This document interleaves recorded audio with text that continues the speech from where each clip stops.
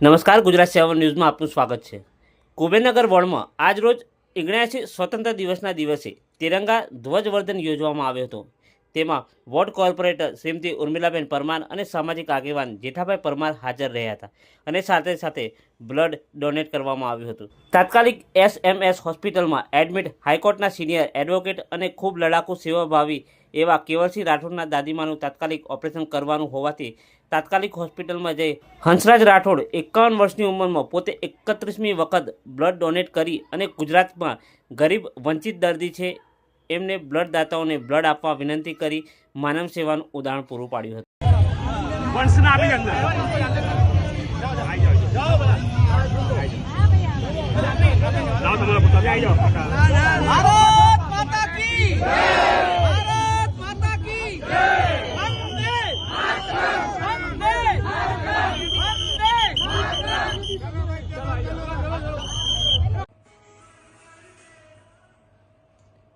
વંદે માતરમ, જય ભારત, જય સંવિધાન।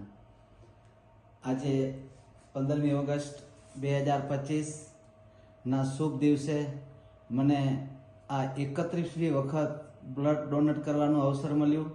હું ખરેખર મારી જાતને ધન્યવાદ માનું છું। ભાઈ શ્રી કેવલસિંહ રાઠોડભાઈના મેસેજથી હું તાત્કાલિક SMS હોસ્પિટલ આવી અને બ્લડ ડોનેટ કરી આજનું પવિત્ર તહેવાર એટલે 15મી ઓગસ્ટ ભારતના એક સ્વતંત્ર દિવસના આજે બ્લડ ડોનેટ કરી મને અંદરથી બહુ જ ખુશી અને આનંદ થઈ રહી છે।